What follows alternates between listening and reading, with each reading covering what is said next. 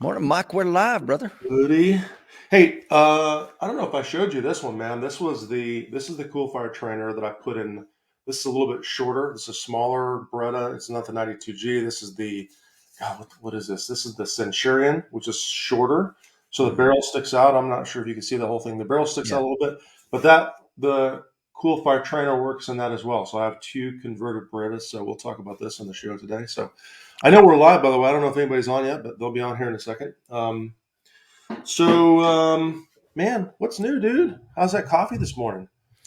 Coffee is outstanding. I got Hmm. 13 folks joining us. This is a little coffee cup you can pick up over at the website, American Warrior Show, America's leading self defense podcast, of course.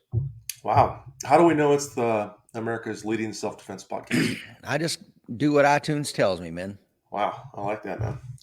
All right, hey, if we're live, I'll get right into safety and cover that up front. And of course, folks, if you're joining us live, you're on probably one of the two Facebook pages, the American Warrior Society or Shooting Performance. Welcome. My name is Mike Seeklander. Of course, I'm assisted and joined today with Mr. Rich Brown, who will be throwing me questions and prompting me with things that I may not cover. So before we get going, of course, today we're talking about grip trigger sights. And before I get into the details of grip trigger sights and why they're important, obviously they're a fundamental. Let's talk about safety. If you're doing this with me and you're going to have a live firearm, please do me a huge favor. If you're dry firing, make sure right now that your firearm is unloaded. All safety rules apply. So make sure you have an unloaded firearm. Make sure you have no live ammunition in the area or the room you're in right now. Make sure if you're going to dry fire, you follow the four primary safety rules. Have a safe backstop. Make sure your backstop is nice and safe.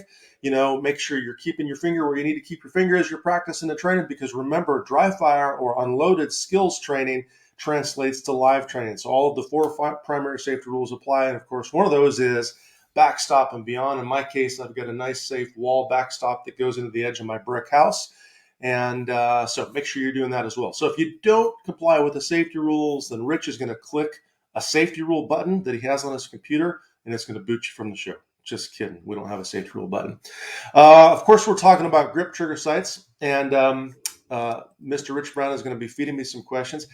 Let's identify what I'm trying to cover today. So, when Rich teaches with me at some of my classes when they're very large, of course, we teach the FIDC class, which is the Firearms Instructor Development course, which hint, there is going to be some open enrollment courses this year. So if you're interested in that class, trust me, you will absolutely love it.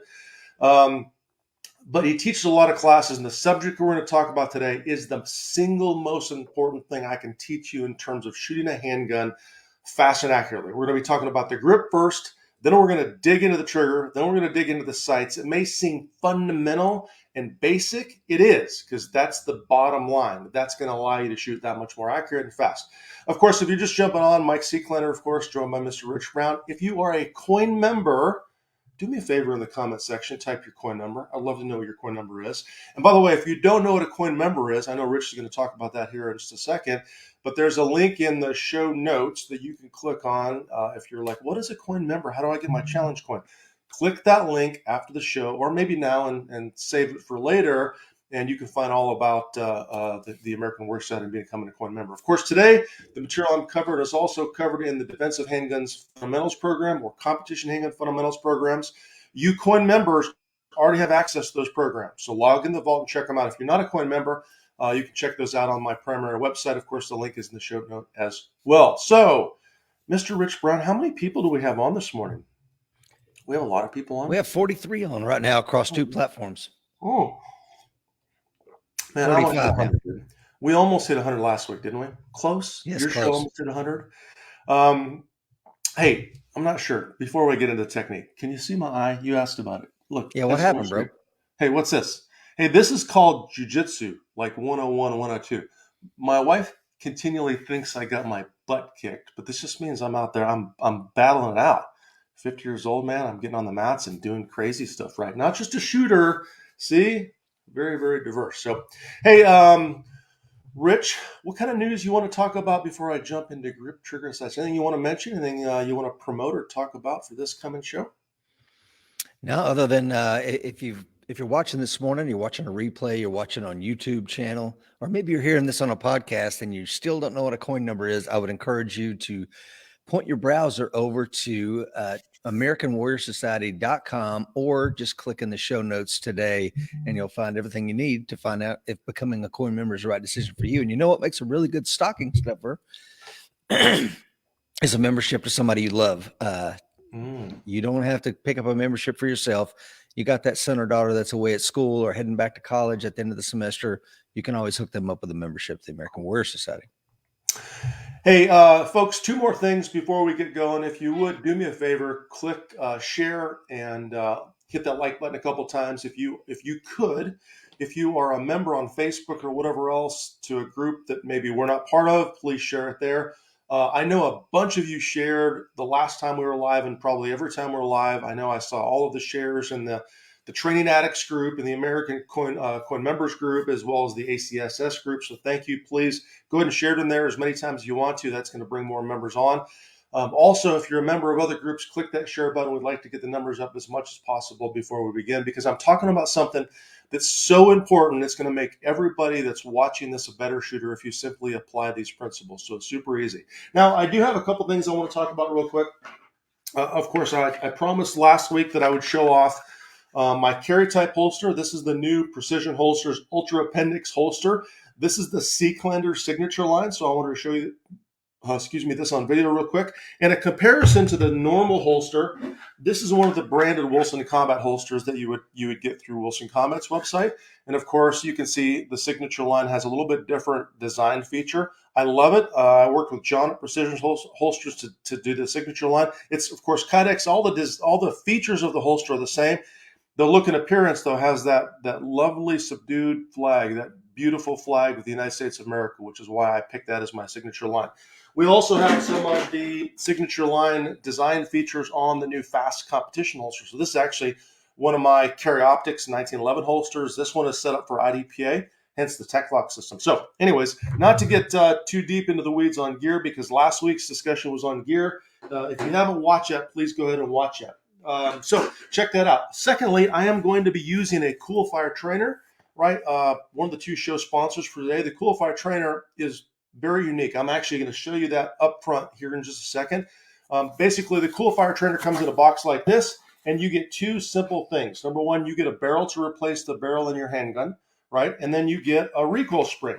And the recoil spring is a little bit lighter weight than the standard recoil spring that you would find in your firearm. And once you replace the barrel and the recoil spring, you end up with a Coolfire trainer kit. So if you can see, this Beretta is converted to a Coolfire trainer. You can see Coolfire written, there on the barrel. I'm not sure if you can read that on the video camera, but that shows me that this is a safe firearm because, of course, the red barrel, and I could train with this inside the house or whatever else. Coolfire is like dry fire on steroids, if you haven't seen the Coolfire product.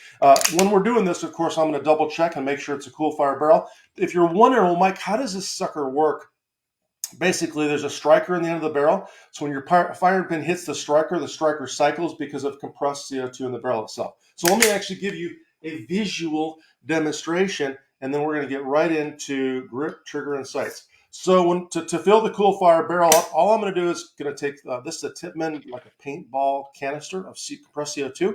I fill the barrel up, then when I pull the trigger, I get gas coming out of the gun and cycling the slide. It's literally like felt recoil. So when I'm doing my dry fire drills, if I'm working on my grip, trigger, sights, and I fire that shot, now I truly have to grip the handgun as hard as I can to control the recoil. So that facilitates some recoil. And guess what? I can do it in my beautiful room, my office. I could stand up and do 50 reps of dry fire, single-handed, extend, prep, and press, whatever I'm working on. And anyways, the Coolfire trainer is the cat's meow. Of course, there are links to the Coolfire trainer and everything that we offer and promote or like to use on a couple different sites, but you can go to American Warrior Show, which is our podcast site, and go from there. So let's talk about grip, trigger, sights. And the first thing I want to talk to you about is grip mechanics. And the reason I'm going to talk to you about grip mechanics in this order, we'll talk about grip mechanics first, and then I'm going to talk about managing the trigger. And then last, we'll talk about the sights or the aiming process. And the reason we're doing this in this order is because the order is the order of importance as well.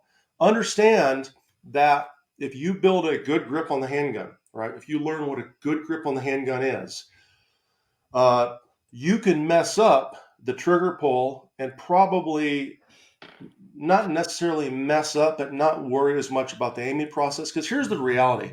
And let me turn on my comments so I can see what some of you are saying.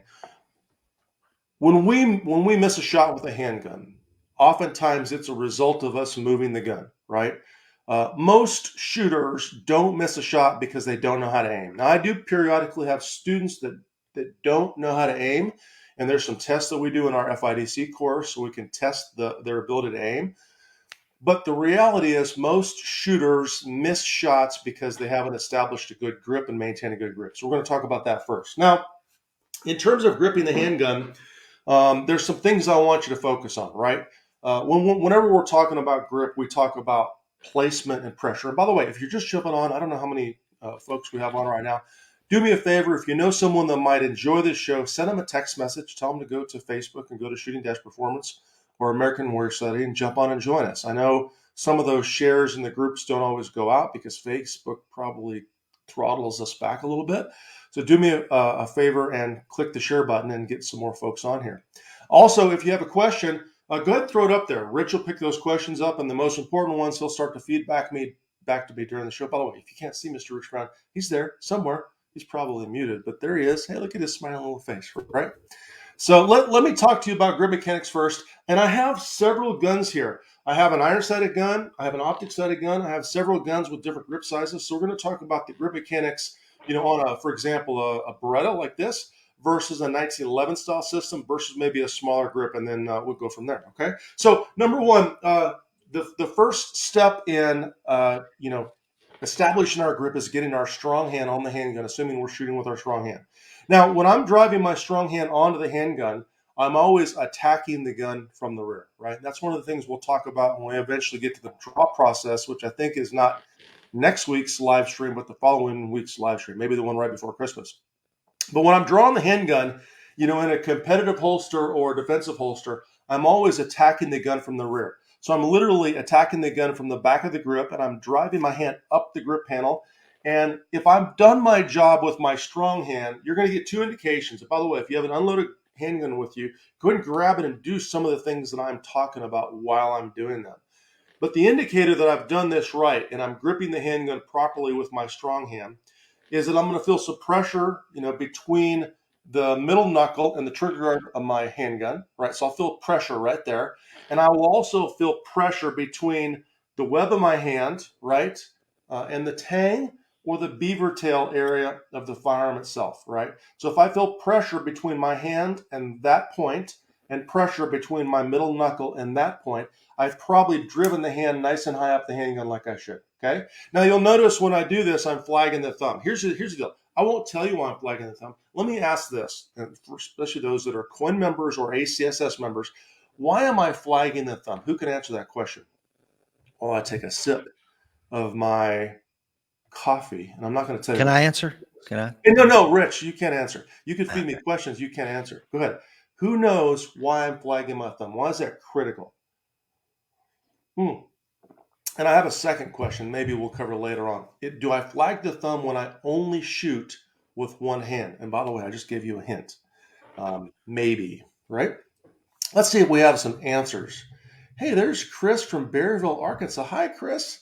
Chris is probably sharing this all over the IDPA page. Chris was my coordinator when I went live on the IDPA page, which we should do that, Rich. I bet Chris would get that approved if we go live on our pages and IDPA as well. I bet you anything she would probably be happy with that. We'll have to talk to Chris about that. Chris Schmid, message Rich Brown, if you would. So there we go. I see a couple of answers. Rich, looks like they know that get your support hand, palm on the back strap, make room for your left hand. Okay, yeah, they get it. Members are following it. That means they've actually watched some of the videos in the members area. I love that. So yeah, the whole point of flagging that thumb is so I can get my support hand on the gun, right? We talked about the strong hand.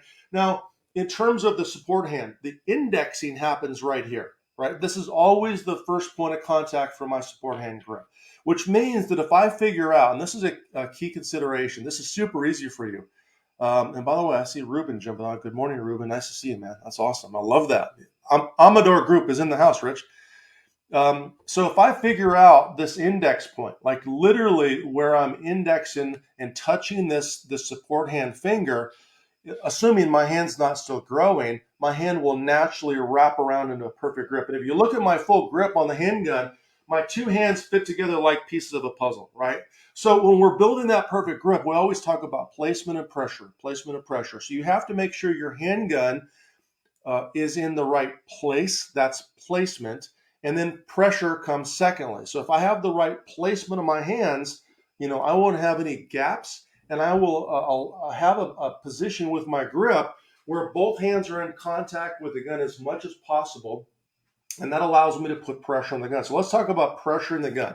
Number one, when you grip the handgun as hard as you can. And I want to give you a visual demonstration. I'm actually going to switch to the SIRT pistol. This is a non-firing demonstration tool. Some of you FIDC graduates will remember that term, right? And if you can see with the SIRT, there's a prep and a press laser, right? So a couple things about handgun pressure. I want you to remember these principles. Number one, grip the gun as hard as you can without shaking. So when I'm gripping the handgun, I'm gripping the gun as hard as I can without a tremor. Okay. Number two, once you grip the handgun fully, that means as hard as you can without tremoring, you're never allowed to decrease the pressure. If you find that you're not controlling recoil, you can increase the pressure, but you're never allowed to decrease the pressure, because decreasing the pressure means when we fire that shot, okay, and then we decrease the pressure and then we regrip the handgun, we start to move the handgun as we're firing. That's actually a pretty good demonstration. I don't know if I could point the laser at my camera.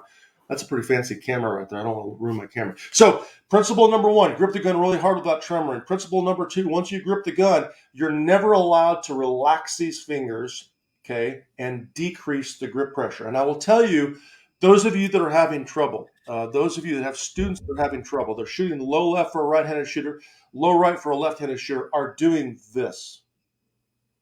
Okay, I'm exaggerating for the video, but that's what you're doing. You're not jerking the trigger. You're messing up the grip process, okay? Mr. Rich Brown, what do we have in the way of questions? And I see, wow, look, Phil Strader's on as well. That's so nice. Phil Strader's on as well. Any questions that stand out right now that Rich and I missed on the comments? There's one question, Mike, from John. It says, question, when getting master grip on a 1911, is it wrong to thumb the hammer? When getting a master grip on the 1911, is it wrong to thumb the hammer? So if I'm understanding John's question correctly, and I might not, I don't know what thumbing the hammer is. I would assume what you mean by thumbing, I don't know. By the way, this is my EDC X9 Wilson comment. I wanted to bring an optically, is that the correct word, right? Rich, what's right? Anyway, Rich is my grammar correction coach. What's the correct word? Optically sighted handgun, unloaded and clear. So, John, if I understand your question, I would assume, what I hope you don't mean is when you're gripping the handgun that we're thumb cocking the hammer. If you're doing that in a 1911, that's a no-go. I can say that definitively. That's going to be a no-go. There would be no reason for the hammer to be forward. A 1911 system is safest and designed to be carried cocked and locked, right, Rich?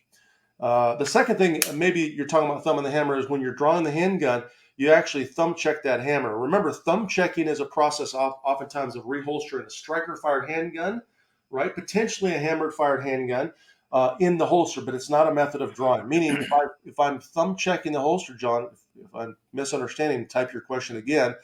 My hand is not in contact with where I want to be. So once I grip the handgun in the holster, I'm gripping like this. The hand flags, or the thumb flags, it's above the safety, so I'm in that position. And as John probably remembers, when I'm building my second hand grip, I'm already wiping the safety off as the second hand contacts the trigger guard, because I want my left hand to be able to rotate under the safety, the thumb safety itself, without me having an issue and actually preventing myself from being able to wipe that thumb safety off, okay? Mike, we got 78 folks joining us live. John clarified his question. He said, sorry, when getting a master grip in the holster, thumb the backstrap hammer in the holster. Yeah, so John, no, let me be specific on that. So on a on a non-hammered fired system to verify that the slide is forward. There are instructors that teach a thumb check. As a matter of fact, Rich will do a thumb check in his holstering process because on his Glock, he has a striker control device, or I think it's called a striker. Rich, remind me of the name. Striker control device by Cal Development. Basically, what happens is when you pull the trigger, there's a small flap that comes up on the back of the gun. So when he thumb checks, he does two things. He keeps the slide forward, right? And on a decocking system, like for example, a SIG 229 that I carried in the Air Marshals, we would decock, thumb check, and make sure the hammer was forward. And I didn't always put my thumb on the back of the hammer. Sometimes it was on the side of the hammer when I reholster. That has nothing to do with the draw process. So there's no reason to be thumb checking as you're drawing the handgun. So when I'm drawing the handgun, I'm driving the hand high on the pistol grip itself. Strong hand thumb is flagged, but it's not thumb checking the hammer. So for example, John, on your 1911, I would not be drawing the handgun like this and having the thumb on the hammer. You'll never have a good draw if you do that, right? Or if you do, you're doing it in a manner that I've never taught or seen in my past, okay? Hey, by the way, we're almost at 100. So if you all just take one pause, please. We're so close to 100. Rich and I have had 100 viewer goal for like 2 months now. Back in the day, we used to have hundreds of viewers live stream. Click share if you would, please, right now. And then I'll get into this. I'm going to talk about the secret of the day. Secret? Oh, I gotta stick around for this. It's going to be good, Rich. It's going to be a good secret, man. Good morning, by the way. And what if the folks that are just joining us, they're curious about what did the truck hit your face? What happened there? That pretty face of yours. Well, I'll tell you, if you look at my face, I got a black eye kind of right there and a black eye right there, right? And let's just say I fell down the stairs, Rich. I think that's jiu-jitsu, bro. I fell down the stairs. I lost my balance. I don't think so. Oh, if you saw the beasts at the 8 a.m. class, you would understand. Maybe some of them are watching right now. Probably not. Hey, by the way, I see a bunch of people on. Edward Davies, he's from Fort Bragg, California, which is a beautiful little town that we're going to have. We're going to go do a class in Fort Bragg next year. All right. Rich Brown. Maybe I'll take you to that. Ruben of the Amador Group is on. That's awesome. Eric is on. Phil Strader's on. Maybe Phil Strader will get off his fat butt and share this in the 6 Hour group. How about that, dude? Mike, Phil wants to practice his grip around your neck, bro. Yeah, I'm right here, man. Nothing but air and opportunity. All right, so I'm not going to get distracted by Phil Strader. Do me a favor, please share. I would love to hit 100. If we hit 100 today, I will probably do a backflip, right? Yeah, Tiny, I slipped in the shower, right? All right, so let me get back to talking about the grip process. So we talked about placement. We talked about pressure. So when you're gripping the gun hard, you should not have a tremor. But one of the single things that I would say, if I were to give you a statistic, right, which is one of the elements of emotional appeal, I would tell you that honestly, I believe 90 to 95% of my students could probably grip the gun harder. The reason I say that is oftentimes I find myself under gripping the handgun. So if I've been shooting for about 30 years and I log my training this year on live fire, I'm at 33 or 4,000 rounds, and that's a low estimate. I'm probably closer to 40,000 rounds. I find myself under gripping the handgun. So if you're watching this, Facebook Live, YouTube, on the replay area later on, grip your gun harder. So let me talk about a specific pressure area. So when I'm gripping the gun hard, I'm going to show you this triangle from an inverted angle. I want you to watch the palms of my hands. I've never actually shown this like this on camera. I think it's pretty impressive. When I extend my hands and build my full grip, I'm taking the palms of my hands and I'm crushing the back of the gun. So the strong hand is already on the back of the gun. You can see that, right? But because my support hand is flagged, this facilitates and opens up the other side of the gun, which allows me to get my support hand into place and crush the back of the gun. So I'm taking my hands and I'm counter-rotating my hands together like this. Let me go ahead and remove the gun, right? I'm taking my hands and I'm counter-rotating my hands and pushing them into the back of the gun. That is one of the single best pressure tips I can give you on the grip, because what that does is that applies pressure to the back of the gun. Now, if the gun is recoiling and returning like this, that increase of pressure in the back of the gun, high in the back strap and on the back, is going to allow us to control recoil with a little less grip strength. So for those of you that are not as strong in terms of your grip, because we all have varying strength levels, it's really important you understand that where and how you're applying pressure is very, very important as well. Okay. And by the way, I think we hit 82 or 90 viewers, which is awesome. Maybe we'll actually hit 100 degrees. I see Rick says it's -5 in North Dakota this morning. Holy crud, Rick. Where are you at in North Dakota? I grew up in Hazleton, North Dakota, by the way. Rick Sandwick says that. All right, Mr. Rich Brown, any other critical questions on pressure replacement so far? Not right now. I just like to, we got viewers on this morning from Trinidad and Tobago. Thank you, Walt. We got folks on from the Philippines, folks on from Canada, North Dakota, all across this great state, United States of ours. So thank you to the 87 folks that was on a moment ago. Cool. We really appreciate you being on with us. Outstanding. All right, so here's the deal. We've talked about grip control, and I'm going to segue into trigger control. And I will tell you that when we talk about trigger control, I think one of the biggest lies in firearms instructorship or instructor world on YouTube, on Facebook, on Instagram, and you got to, folks, if you're watching this live, let's go call out some of the fakers that don't know what they're talking about. They'll say, hey, you missed a shot because you jerked the trigger, right? You jerked the trigger, which means you missed the shot. By the way, if you see that slide cycle and you're wondering if I shot a hole, I said, no, that's the Coolfire trainer. Probably the coolest thing since sliced bread. So the point there is, if I am jerking the trigger, but I've established a perfect grip. So right now I'm aiming directly in the center of the camera, and I pull the trigger as fast as I can, right? There might be some slay gun movement, but that bullet is going to go directly in the center of what I'm trying to shoot at. However, if as I'm pulling the trigger, I've moved my supporting fingers, right? And I'm going to slow this down as I'm going through this double action trigger pull. Now I'm gripping with my supporting fingers. What happens to the gun? Watch it again. I'm gripping with my supporting finger. So if you were going to remember something, here's what I would tell you to tell your students to remember. Good trigger control is good grip control. Once we learn to grip with these 3 supporting fingers and then maintain that pressure, we can do almost anything we want with the trigger, right? We can pull it very aggressively, which is what you want to do, right? Think about this. If you're watching this right now, none of you want to pull the trigger slow unless you want to be slow, but you're probably not watching this because you want to be slow. You want to be really accurate and you want to be really fast. And you can't be really fast. Oh man, sorry, bummed my camera. You can't be really fast if you pull the trigger slow. Think about that for a second. You can't be really fast if you pull the trigger slow. To be really, really fast, you have to pull the trigger fast, right? Okay.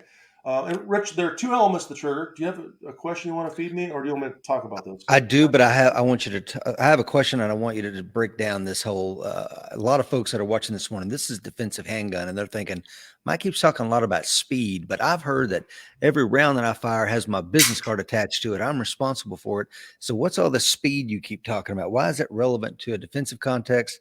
If you could discuss that. And also, John has a question.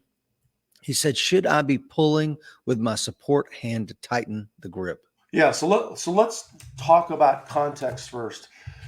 One of the things, Rob Latham and I do a great job at our bigger circle concept, the class we teach together. There's a video series. In that class, we talk about the fact that when we say speed, don't hear what your brain is thinking, hear what my words are telling you. When I say speed, I'm talking about effectively utilizing technical components to fire and hit the spot I'm trying to hit as fast as I can, right? So if you're fighting me and the combat effective hit on me, in theory, is maybe a 6 or 8 inch circle, upper center chest, where vital organs are, and you have to defend yourself against me, when I'm talking about speed, which is a byproduct of a proper grip, proper trigger management, proper sights, and of course the manipulations of the handgun, I'm talking about the ability to hit that spot as fast as you can.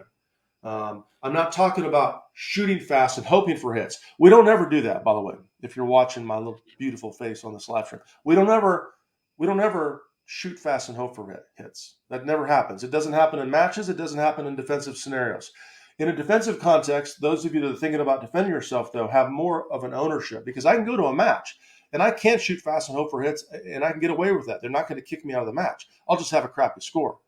In the defensive world, though, like Rich said earlier, you own every single bullet you send down range, right? So, the ability to understand how to get hits fast is critically important, okay? Now, John's question, should I be pulling with my support hand grip? Now, John, you know the answer to this, man, right? I'm grippy. So if I were to describe what I'm feeling, right now I'm gripping the gun hard with both hands, right? But because, and I see John Dalton from Arizona, coin 651. That's an older coin number, John. Welcome to the show. When I'm gripping the handgun, I have basically set my grip up and hooked with these three fingers. So when I'm extending the handgun, now I'm taking the palms of my hands and I'm pushing them in the back of the gun. And if I have the appropriate grip pressure on the handgun grip itself, and I've locked my elbows and my shoulders, this is a very rigid stance, by the way. It's not a loose stance. There's no room for being relaxed and loose on a handgun grip if you're trying to shoot fast and accurately.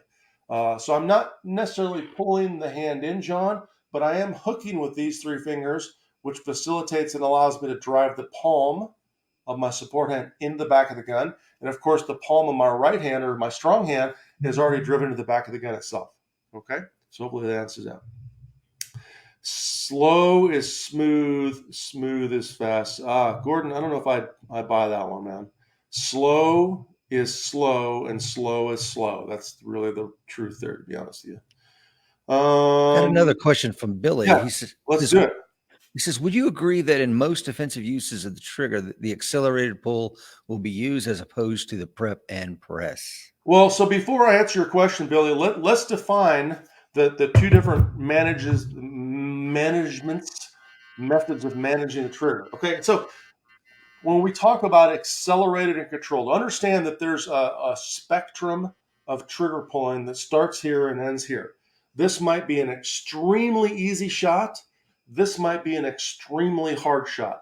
But I have two different terms in those areas that I've defined in pulling the trigger. Matter of fact, I don't know if Mr. Phil Strader's on, but the original concept, the original term came from a discussion when he and I were literally sitting in a motel room after a class, and we were trying to figure out how to name and describe the trigger methods to our students the next day. And we came up with ACP and CCP, accelerated competition pull, controlled competition pull.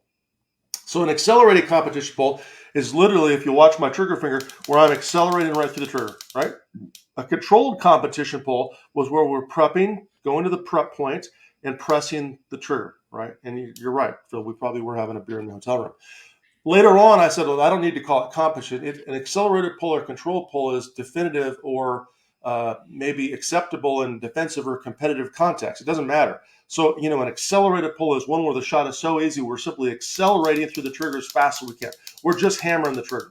And by the way, to answer your question, Billy, I completely agree.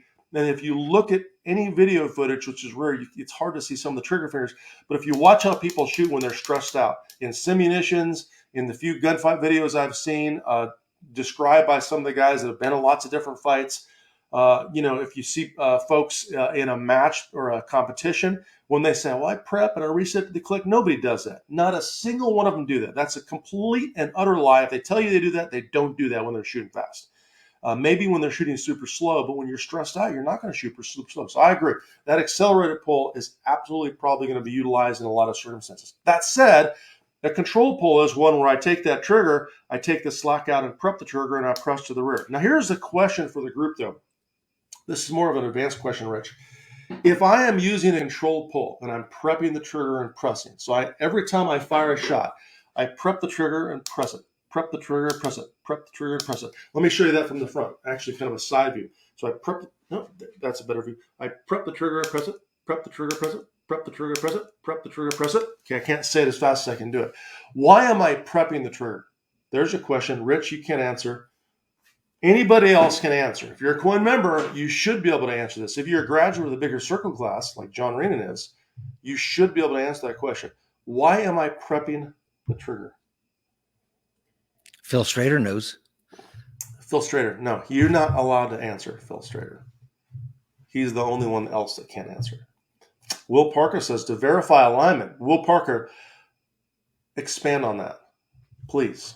I want you to give me more details. I want to get into the nitty-gritty details here. And then we'll do some Q&A. Corbett says, to take up the slack. Eric says, while fighting for alignment for a harder shot. I like where you're going with that, Eric. I like what you're saying. So here, I think we have the answer, right?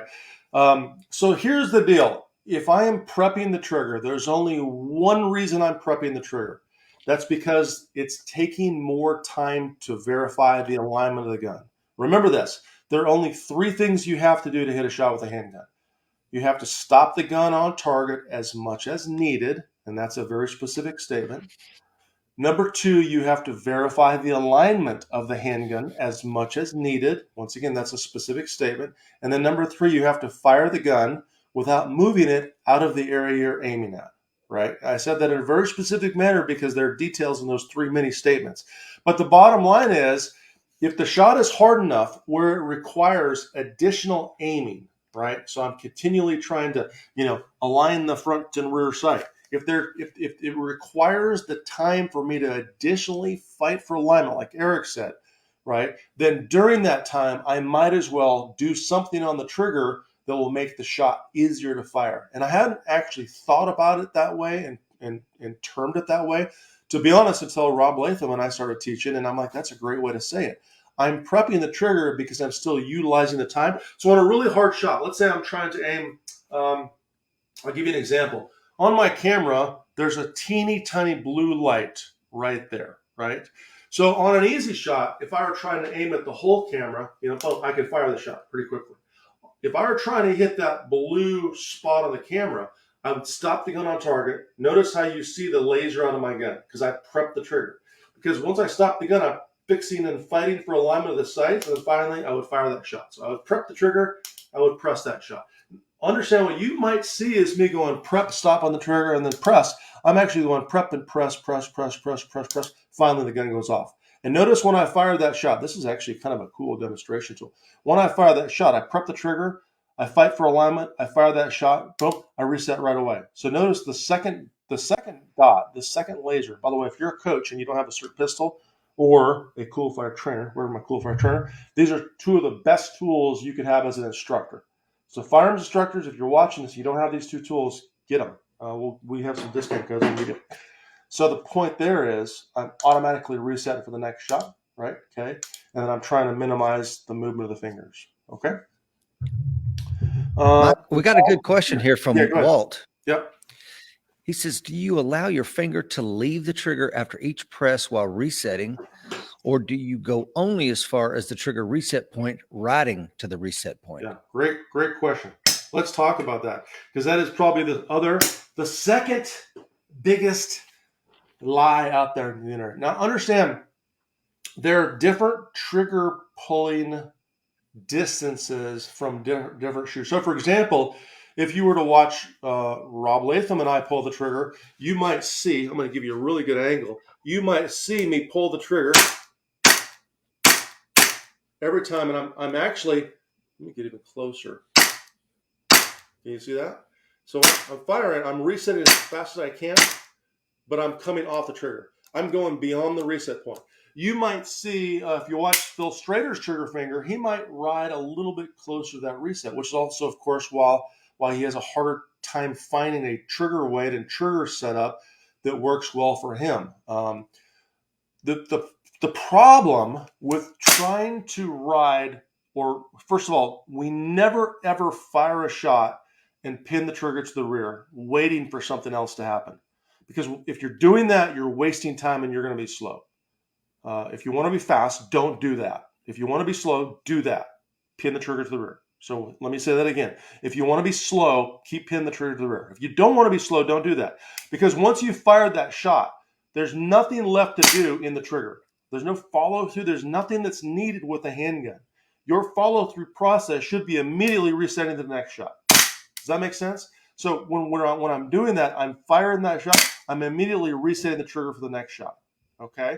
Now, how far you reset, that's the key question. So if I hold the trigger to the rear, and then just try to reset to the click, that would seem very fast because the distance is shorter.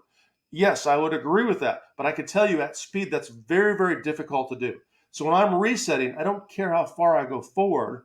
All I care about is I get the trigger reset as quickly as possible, and I'm ready to fire the gun again as quickly as possible. Now, a lot of folks, or some people, to include me, we're getting some deep stuff, by the way, folks. This is great stuff that I haven't put on the live stream before.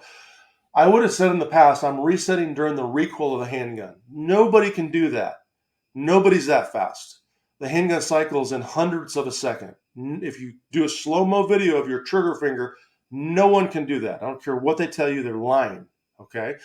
But I am resetting as quickly as I perceive the gun fire. So I know, boom, I feel the gun move in my hand. That's the first thing I feel. And of course, then I see and I hear the noise of the recoil. I'm immediately seeing I'm immediately resetting the trigger. I am not holding the trigger to the rear. And you'll never hear my trigger click. Matter of fact, I don't know if you can even hear it on this one. Let me gas this bad boy up. I don't know if the noise of the Coolfire cycling is enough, but if you listen to my trigger pull, so you don't hear a click. You hear me firing the gun, but you don't hear a click. Where if I pin the trigger, I'm going to pin the trigger this time. Now listen. Hear that click?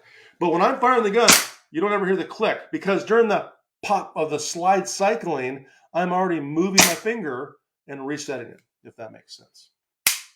Okay? Man. Yeah, I think some people, they think, well, I had trigger freeze. Yeah.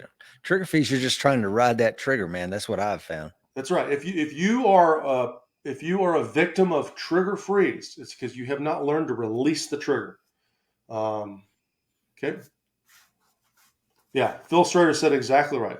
That's exactly right. Only use the prepping if you're past 25 yards. Matter of fact, the best shooters, as you get better and better and better, we find ourselves prepping less and less and less.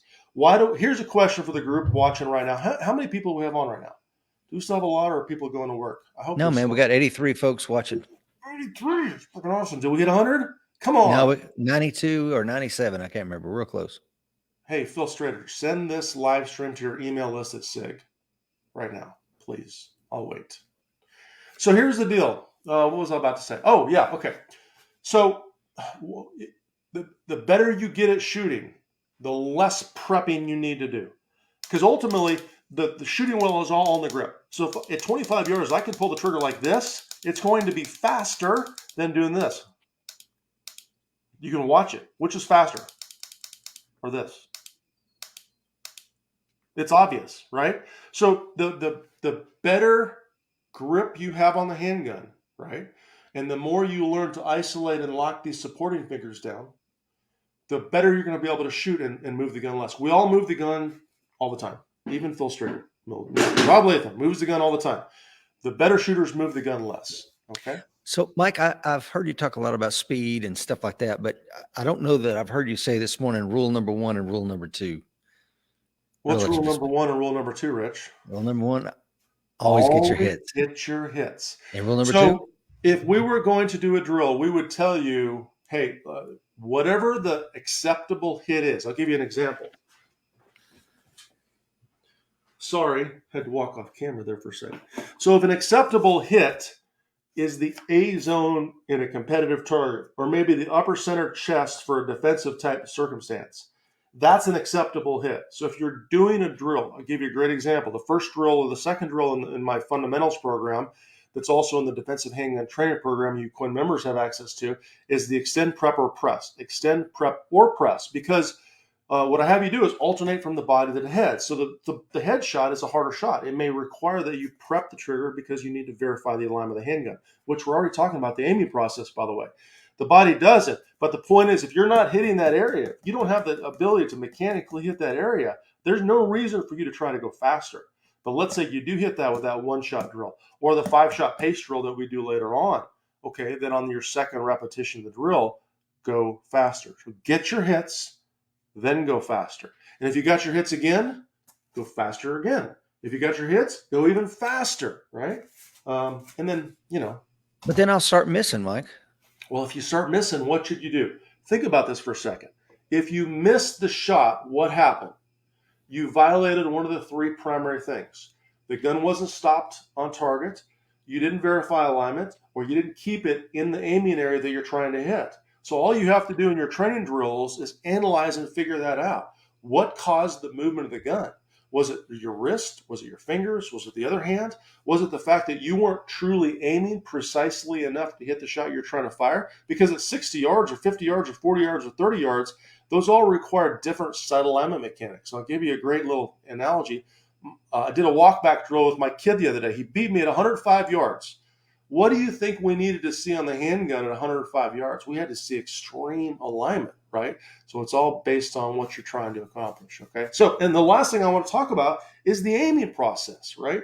The aiming process is all a matter of you verifying alignment. Here's another thing we've done probably wrong as instructors. We've said, focus on the front sight. Focus on the front sight. Focus on the front sight. That's what we say is because that's what a good instructor says. We're wrong. We should not say that. And I'll give you an example, right? So let's say the camera is your eye. Let me do this about like this, okay? So right now, if we were trying to hit whatever's in the background, would that be a good shot? Tell me yes or no. Type in your little comment. Would that be a good shot right there to try to hit something in the background, right? Most of you are probably going to say, no, Mike. It can't be a good shot, right? Because the front sight is way high, right? But you can focus on the front sight. Go ahead and look at it right now. Focus on the front sight. You're focusing on the front sight, though. So that's not the right answer. If we have to hit a shot that requires the alignment of the handgun, we need to be focusing on the front sight, right? Focusing on the rear sight, right? This is really hard to do, by the way. Okay, and then verifying that that front and rear sight alignment is proper in the area we're trying to hit, right? So when we talk about alignment, how much you have to do that is dictated by the shot, right? So the shot tells you what your aiming process needs to be, right? And then the speedometer, right, is what your sights are saying. So your sights are basically the speedometer as you're shooting, okay?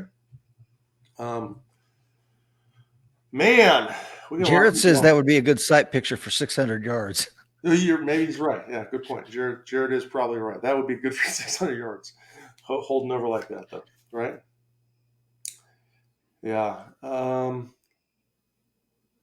nice, Joe. I saw your comment. That's awesome, man. That's awesome, folks. So we talked about a lot of things. I know we're almost at 45 minutes. Rich, did we have any questions or discussion points? Oh, I see actually a good one coming up that I missed. Now, Dave, I know you're talking about red dot optics. I have a red dot that I brought for you to talk about that. But Rich, do we have anything that I missed that I need to answer? No, sir. Can I talk about red dots? Please. I'm going to show you two guns, by the way. I have to show these off. Full disclosure, yes, I'm sponsored by Wilson Combat. But I think this would be near and dear Phil Strader's heart because this happens to be a marriage between Wilson Combat and Sig Sauer. This is a Sig Wilson grip and slide module. This is this may very well be one of my new carry optics guns for next year. I know it's got a tall front and rear sight. This one is set up for more for a combination of defensive context, so I can use the front and rear sight to talk about defensive context. But anyways, there's my beautiful gun, little skateboard tape on it. Anyways, enough about that. So in terms of the optics, so let's separate the iron sights versus optics discussion. One of the things about iron sights is, let me get both guns up here. When iron sights come into my vision, my field of view, I can automatically see the iron sights the entire time. Like I can see exactly the relationship to the front and rear sight. So as the iron sights come into my field of vision, I can immediately correct them based on what I see because I can see the iron sights in a handgun. Now, with an optic, the difference is because of the way the optic works, if I don't have the iron sights or maybe I can't see them yet, when the optic comes in front of my face, I cannot see the dot until it gets aligned in front of my face. Like, so if the dot is here, the gun is right here. I'll get directly in front of the camera. And the angle is left, right, up, or down. I can't find the dot. So what I would propose is that you learn and memorize the position where the dot is in the window and also watch where it comes from. So I'm going to give you a little exercise to build your presentation backwards. Two things. Number one, if you take your handgun that you previously knew how to aim with iron sights and you put a dot on it, I would submit to you, you still know how to aim the handgun. You have to trust yourself to put the handgun in front of your face and know because you have an optic on it, the gun might have to be slightly lower. But here's what I would propose to you, okay? I would propose taking the gun, finding your dot, then I would slowly start to unbuild your grip as you're going to holster. Then I would find your dot again. I would tell you to watch where your dot comes from. Now, there are some folks that want you to come muzzle high and bring the dot down in. That's not necessarily right or wrong, but I would ask you to think about this for a second.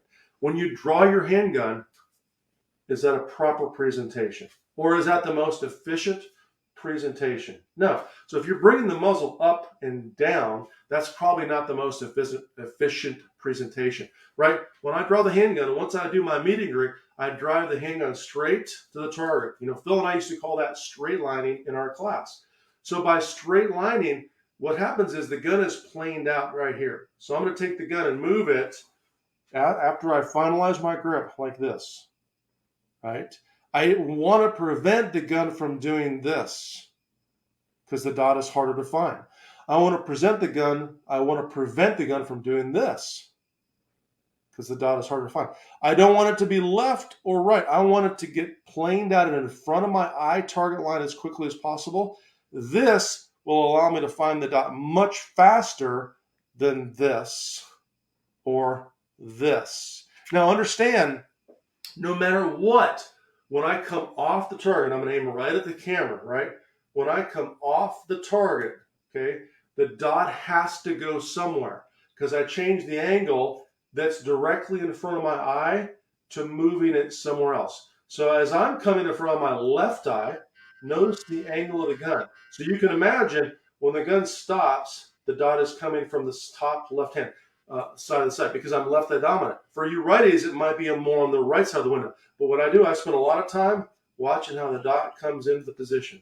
And I'm also focusing on looking directly through the window of the optic, okay? But if you pay attention to your angle, man, I hate to get long-winded on that. It's really a critical component of the aiming process with an optic. Look through the window first, try to keep the angle the same, and you'll find your dot a lot faster. Now, if you still have backup iron sights or iron sights at all, look through the window, utilize those iron sights in your periphery to find your dot. But understand, though, we don't want to pull our vision back. That's the advantage of the dot. You keep your vision on the target. We don't ever look at the red dot. Was that long-winded, Rich? Jeez. Sometimes it takes a little bit to explain some of these things. Melanie has a question. Mike says, could you address grip differences on a small pistol with limited space for hands? I will, Melanie, I was hoping you would ask that question. Thank you so much. So I'm going to show you the two SIRT pistols, okay? The differences in grip size, you can see they're pretty different, right? Much smaller, much shorter, bigger, longer grip, okay? So my handgun, right hand high on the pistol grip, flag the thumb, get the hand in position. I have more grip inside my hands, so my palms are slightly farther apart, right? So let me take the other pistola, strong hand up the back of the grip, support hand in position. Once again, everything about the grip is the same. I just have less grip inside my hands, so my hands will naturally come together closer in the back of the gun, if that makes sense. So there's not a lot of fundamental difference in how I grip a small gun versus a large gun. It's just that a large gun is going to fill more of my hands up because the grip length and grip size is different than a smaller grip on the handgun melody. So hopefully that answers your question. But the pressure areas, they're all the same. Okay?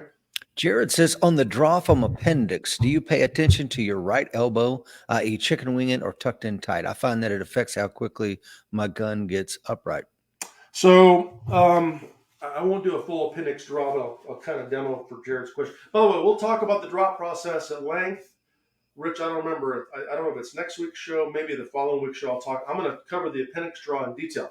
But when I'm doing the appendix draw, my elbow's not chicken winging a lot, but it's chicken winging enough for me to grab the handgun. Sorry about the belly flash on live stream, but hey, it is what it is, right? If you watch my draw, slow it down. My elbow is out a little bit because this is the angle of the gun in my holster. So my elbow has to flare out a little bit. I personally, physically, I couldn't draw with my elbow back. That would hurt my wrist. So my elbow does flare out a little bit, but the second the gun comes out of the holster, I'm starting to turn the gun and present it right toward the turret. Remember that straight lining concept that we talked about earlier? So that's how I'm going to draw the handgun itself. Okay. Cool. Let's see. Billy says, what red dot are you running on your P320 and why? So I'm not tied to any red dot, by the way. I have, I really like the window of the Leopold Delta Point Pro. I like the size of the window.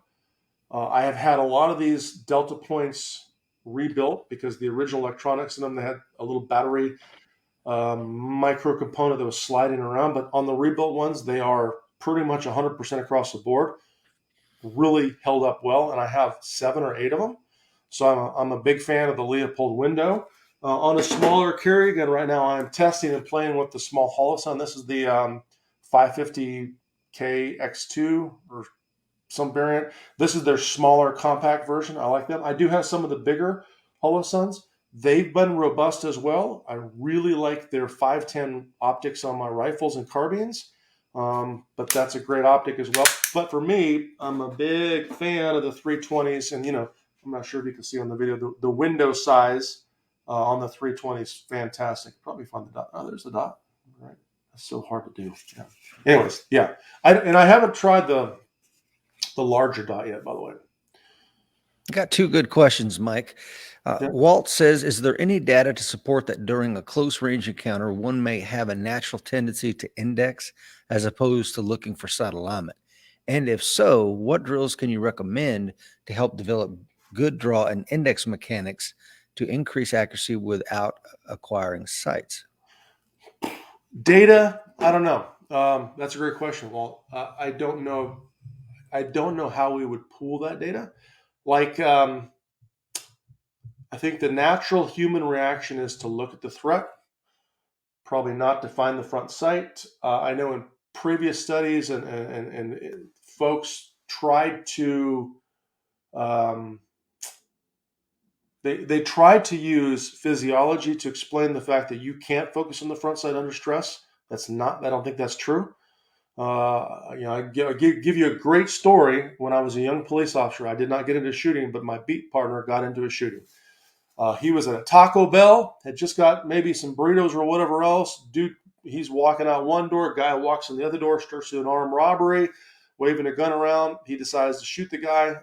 Guy didn't comply right away or whatever else. Had to take a very precise shot, maybe 12, 13, 14 yards.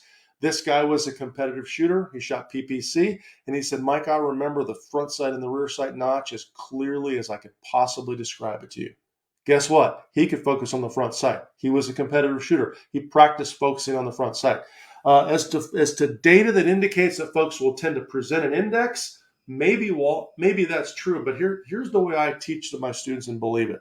The more times I take this handgun and present it as fast as I can, and then aim the handgun with the dot of the sights in training, that's teaching me the mechanical position of an aimed gun.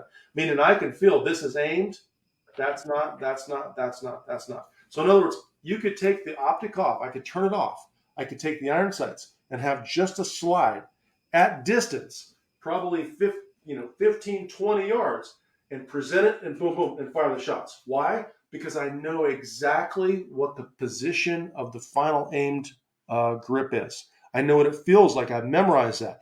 And if you're doing that in your training drills, I like to say that the sights are simply an indicator that teaches you how to present the handgun and keep it aligned or aimed, right?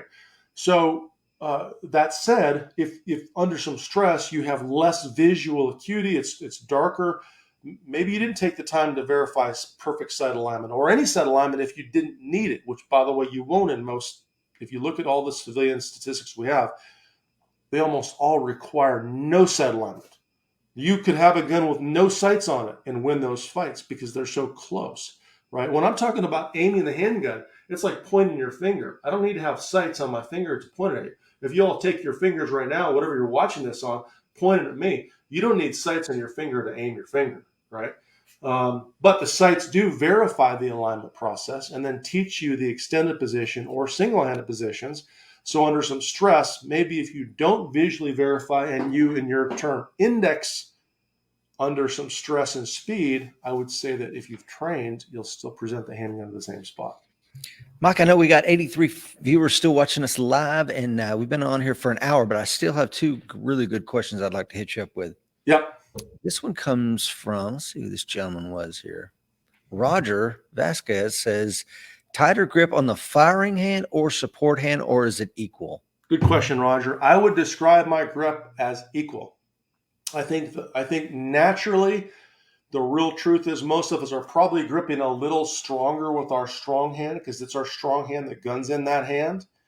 But I spent a lot of time driving the palms together and locking my hands. So when I grip, it's like if you were to grab a bar, like with both hands very quick, like this, I would grab the bar equally. Like I wouldn't grab really strong with my right hand, really loose with my support hand. If I grabbed another bar, maybe a rope you need to climb, I'll grab it very hard with both hands.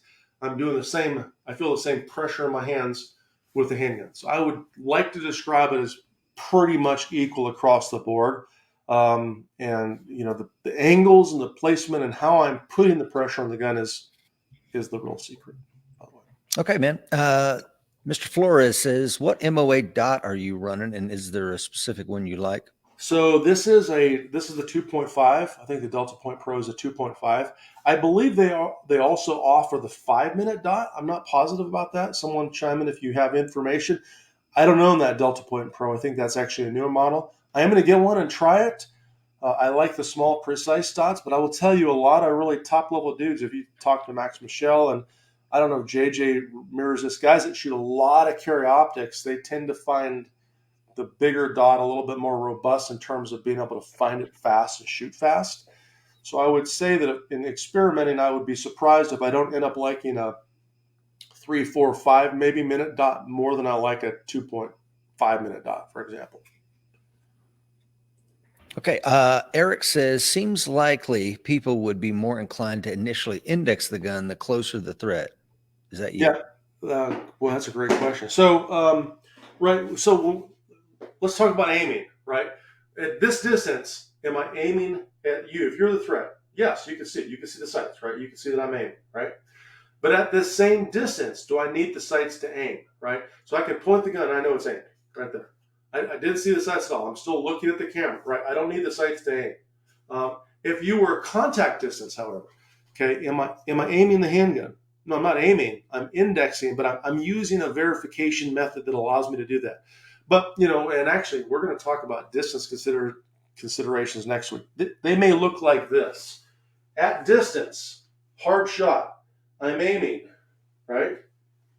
I'm indexing. But, yes, to answer your question, Eric, I completely agree. It's like pointing your finger. I don't know if that's indexing, but I'm still verifying the alignment of my finger, left, right, up, or down. I don't need sights on my finger. Now, farther away, well, maybe now I need to look at the tip of my finger compared to the knuckle of my finger to aim it. Just like the tip of the handgun, the front sight compared to the rear sight notch, if that makes sense. Okay.